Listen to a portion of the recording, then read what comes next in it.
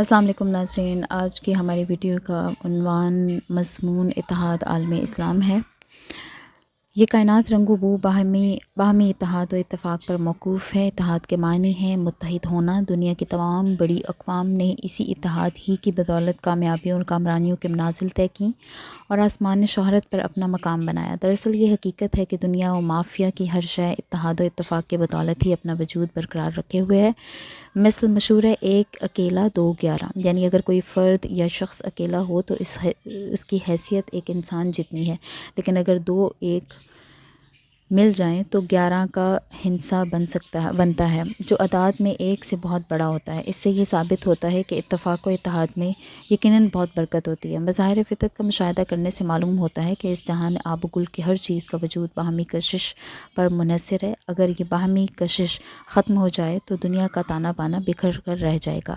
ہے جذب باہمی سے قائم نظام سارے پوشیدہ ہے نقطہ تاروں کی زندگی میں۔ عام مشاہدہ ہے کہ جانور بھی مل جل کر گروہوں کی شکل میں رہتے ہیں۔ بگلے اور دیگر پرندے، شہد کی مکھیاں اور یہاں تک کہ چیونٹی جیسی حقیر مخلوق بھی ایک دوسرے کے ساتھ مل کر رہتی ہے، جبکہ انسان تو اشرف المخلوقات ہے، اس کے لیے تو اتفاق کی اہمیت اور بھی زیادہ ہے۔ ملت کے ساتھ رابطہ استوار رکھ، پیوستہ رہ شجر سے امید بہار رکھ۔ ایک مشہور مقولہ ہے کہ انسان ایک معاشرتی حیوان ہے۔ اللہ تعالیٰ نے اس کی ذات میں جماعتی تقاضے رکھے ہیں۔ وہ اکیلا زندگی بسر نہیں کر سکتا۔ اس کی تمام تر کامیابیوں کا انحصار دوسرے لوگوں کے وجود پر ہے۔ اس بات کا اندازہ اس چیز سے ہوتا ہے کہ جب ایک جانور کا بچہ پیدا ہوتا ہے تو وہ پیدا ہوتے ہی دوڑنا، بھاگنا اور رزق کی تلاش شروع کر دیتا ہے۔ اس کے برعکس ایک انسان کا بچہ پیدا ہوتا ہے تو وہ دوسروں کا محتاج ہوتا ہے۔ اسے اگر اکیلا چھوڑ دیا جائے تو وہ مر جائے گا۔ وہ کافی عرصے تک اپنے ناک پر سے مکھی بھی نہیں اڑا سکتا۔ انسان کی اسی ضرورت کے پیش نظر گاؤں، قبیلے اور ملک وجود میں آئے تو مذہب نے انسان کو ایک دوسرے کے قریب کیا ہے، اور کئی قبیلے اور نسل نے انسان نے گاؤں، شہر اور ملک بنا کر رہنا شروع کر دیا۔ اس تخصیص نے ایک اور تخصیص کو جنم دیا اور وہ تخصیص قبیلے، علاقے، رنگ و نسل کی تھی۔ اس تخصیص نے آپس میں خون ریزی اور جنگ و جدل کو جنم دیا۔ ایک قبیلہ دوسرے قبیلے کو، ایک قوم دوسری قوم کو زیر کرنے لگی۔ کالا گورے کو، گورا کالے کو حقارت کی نگاہ سے دیکھنے لگا۔ اقتدار کے لیے بھی قبیلے، رنگ و نسل کو معیار بنایا جانے لگا۔ ایسے حالات میں اللہ تعالیٰ نے انبیاء کرام کو بھی مبعوث فرمایا۔ نبی آئے ہزاروں اور درس وفا دے گئے، مگر جغرافیائی حدود سے اس چیز کو مزید ہوا دی اور یہ زمین مرکز خیر شر بن گئی، اور بنی آدم نے اسے اپنے ہی خون سے آلودہ کر دیا۔ تمام انسان ایک دوسرے سے رنگ و نسل، مذہب و اخوت، برادری کے رشتے میں منسلک ہیں۔ ان رشتوں کی دوڑ بہت نازک ہے۔ یہ دنیا انسانی مزاج کے اختلاف کا نام ہے۔ آپس میں مل جل کر رہنا صرف اسی صورت میں ممکن ہے جب باہمی اختلافات کو بھلایا جائے، وگرنہ چھوٹی چھوٹی باتیں آنے والے طوفان کا پیش خیمہ ثابت ہو سکتی ہیں۔ اگر ہم غور کریں تو اس کائنات کا سارا نظام ہمیں جذبہ باہمی کی تلقین کرتا دکھائی دیتا ہے۔ انسان کا مقصد حیات بھی یہی ہے کہ وہ اپنے ہم جنس لوگوں سے محبت کرے۔ اسلام سے پہلے بھی انسانیت رنگ و نسل اور ذات پات اور فرقوں جیسی چیزوں کے ہاتھوں میں ذلیل و خوار ہوتی تھی۔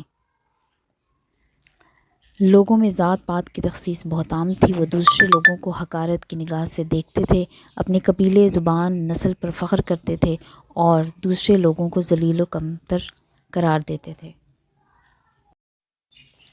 دوسروں کو کمتر قرار دے کر ان پر مظالم کے پہاڑ توڑتے تھے۔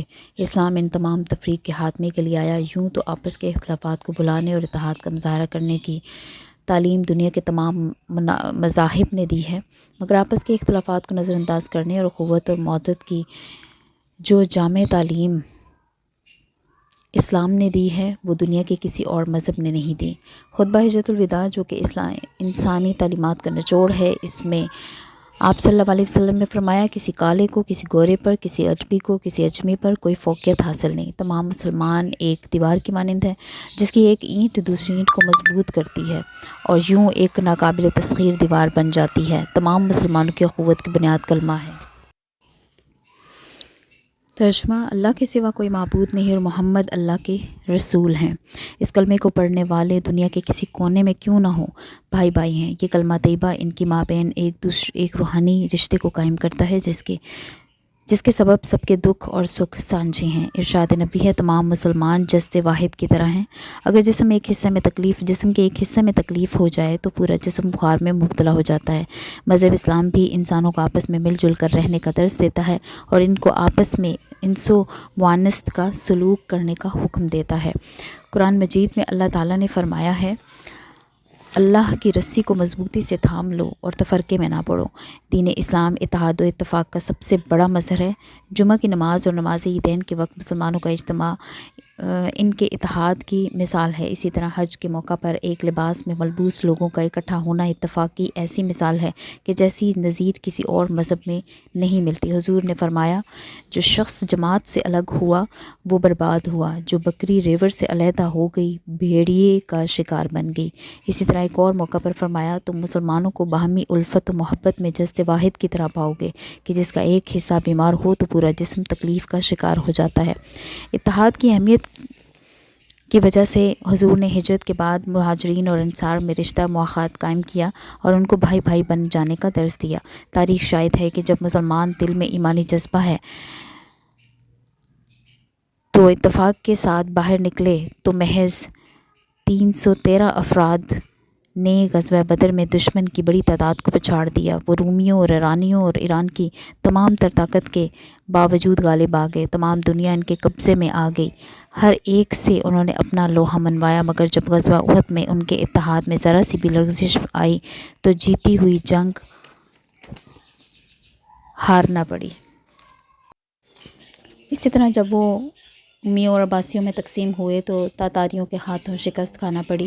برصغیر میں مسلمانوں نے 1000 سال حکومت کی، مگر میر جعفر اور میر صادق جیسے غدار پیدا ہوئے تو یہ حکومت انگریزوں کے حوالے کرنی پڑی۔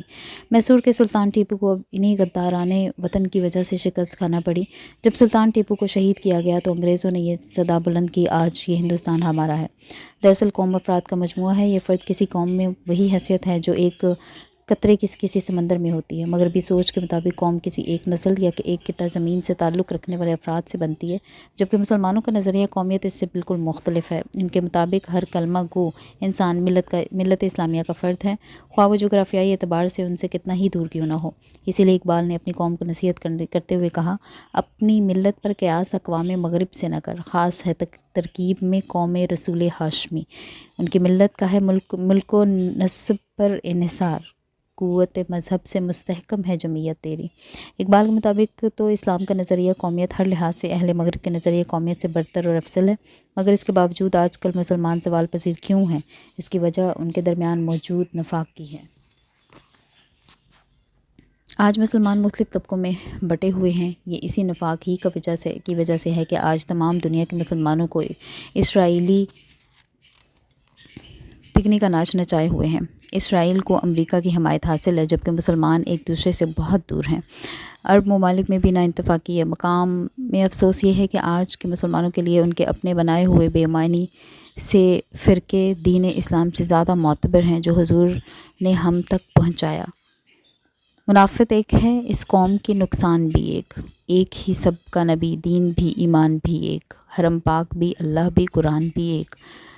کچھ بڑی بات تھی ہوتے جو مسلمان بھی ایک، فرقہ بندی ہے کہیں اور کہیں ذاتیں ہیں، کیا زمانے میں پنپنے کی یہی باتیں ہیں۔ آج کے دور کے مسلمان فرقوں میں بٹ کر ایک دوسرے کے جانے دشمن بن چکے ہیں۔ شیعہ سنیہ کے خلاف ہیں اور سنی اہل تشیع کے۔ ہر ایک اپنے فرقے کو درست تصور کرتا ہے اور دوسرے کے فرقے کو غلط خیال کرتا ہے۔ اسی کشمکش میں مبتلا ہو کر آج ایک مسلمان اپنے ہی بھائی کا گلا کاٹ رہا ہے، جیسا کہ شاعر نے کہا، میں یہ کس کے نام لکھوں جو علم گزر رہے ہیں۔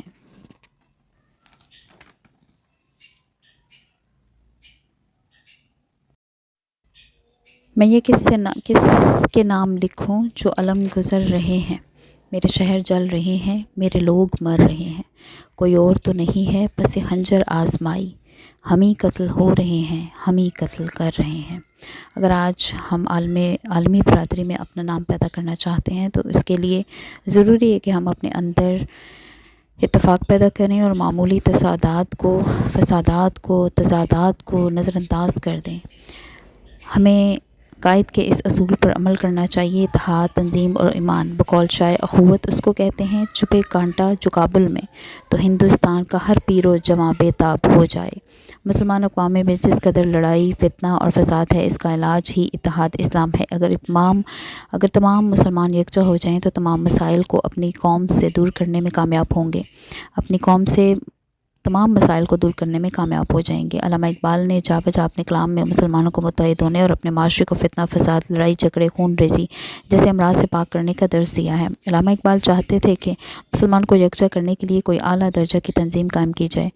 UNO اور لیگ آف نیشنز جیسی تنظیموں سے تو امید کرنا بیکار ہے کہ وہ کبھی مسلمانوں اور عالم اسلام کی بہتری کے لیے مخلص ہو کر اقدامات کریں گی۔ چنانچہ ایسی تنظیم قائم کی جائے جس کا مرکز ایران کا شہر تہران ہو، جو نہ صرف مسلم قوم کو یکجا کرے بلکہ ان کی خوشحالی اور ترقی کے لیے کوشاں ہو۔ تہران ہو اگر عالم مشرق کا جنیوا، شاید کرۂ ارض کی تقدیر بدل جائے۔ معتمر اسلامی، رابطہ اسلامی، اسلامی ترقیاتی بینک اور دیگر تنظیموں اور انجمنوں کی کوشش پوری طرح سے اسلامی ممالک کو متحد کرنے میں کارآمد ثابت نہیں ہو پا رہی۔ اس کی وجہ ہمارے اپنے مسلمان بھائیوں کی غداری، بغاوت، فتنہ فساد کی روک تھام سے روگردانی اور باہمی اختلافات کی جڑوں کا مضبوط ہو جانا ہے۔ ان حالات میں مسلمانوں کو اللہ کے نبی محمد صلی اللہ علیہ وسلم کی تعلیمات و احادیث پر غور کرنا ہوگا۔ رسول اکرم صلی اللہ علیہ وسلم کا ارشاد ہے، مسلمان کا بھائی ہے، وہ نہ تو اس پر ظلم کرتا ہے اور نہ ہی اس کو بے یار و مددگار چھوڑتا ہے، اور جو کوئی دوسرے کی حاجت پوری کرے گا اللہ تعالیٰ قیامت کے دن اس کی پریشانی دور کرے گا۔ جو کوئی دوسرے مسلمان کی پردہ پوشی کرے گا، قیامت کے دن اللہ اس کی پردہ پوشی کرے گا۔ اس حدیث کی روشنی میں تمام مسلمانوں کو دوسرے مسلمان بھائیوں کے دکھ درد کو اپنا ماننے اور پردہ پوشی کا درس دیا گیا ہے۔ رسول صلی اللہ علیہ وسلم نے اس حدیث پر ہی اکتفا نہیں کیا بلکہ اس کی عملی مثال پیش کی ہے۔ ہجرت مدینہ کے موقع پر جب مہاجرین مدینہ پہنچے تو ان کے پاس نہ کھانے کے لیے کچھ تھا اور نہ رہنے کو جگہ تھی۔ ان حالات میں رسول نے تمام مسلمانوں کو ایک جگہ اکٹھا کیا اور ایک ایک مہاجر کو ایک ایک انصار بنایا۔ ان میں رشتہ مواخات قائم کر دیا، بھائی چارے اور اسلامی اخوت کی ایسی شاندار مثال قائم کی کہ کہیں دیکھنے کو نہیں ملتی۔ ہر انصار اپنے مہاجر بھائی کو گھر لے گیا اور اس کی ہر ممکن مدد کی۔ کچھ نے تو اپنا مال آدھا کر کے اور کچھ نے اپنا پورا مال اپنے انصار بھائی کے سپرد کر دیا۔ مسلمانوں کو اپنے اندر اپنے بھائی بہنوں کے لیے رحم دلی کا جذبہ پیدا کرنا چاہیے۔ اگر دنیا کے ایک کونے میں کسی پر ظلم ہو رہا ہو تو دوسرے گوشے میں مسلمانوں کو تڑپ اٹھنا چاہیے۔ خنجر چلے کسی پہ تڑپتے ہیں ہم میر، سارے جہاں کا درد ہمارے جگر میں ہے۔ اتحاد و اتفاق کسی بھی قوم کی ترقی میں ریڑھ کی ہڈی کی حیثیت رکھتا ہے۔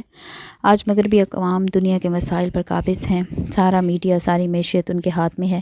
اگر ان کا سفیر ہلاک ہو جاتا ہے تو وہ پاکستان کو تباہ کرنے کے درپے ہو جاتے ہیں، مگر افسوس کہ ہم اپنے گھر میں پیکی بلی کی مانند ہیں۔ اتحاد و اتفاق کی وجہ سے ہی کسی قوم کے افراد کی اہمیت ہوتی ہے۔ اگر ان میں اتفاق باقی نہ رہے تو معاشرہ ایسے انسانوں کا مجموعہ بن جاتا ہے کہ جن پر جتنا افسوس کیا جائے کم ہے، کیونکہ فرد قائم میں ربط و ملت سے ہے تنہا کچھ نہیں، موج ہے دریا میں اور بیرون دریا کچھ نہیں۔ تو یہ تھے ناظرین آج کی ہماری ویڈیو، امید کرتی ہوں آپ کو پسند آئی ہوگی۔ موسٹ امپورٹنٹ مضمون کا یہ ٹاپک ہے، آپ ضرور یاد کر لیجئے تاکہ آپ کو بورڈ کے پیپر میں جو ہے وہ فل نمبر حاصل کر سکیں۔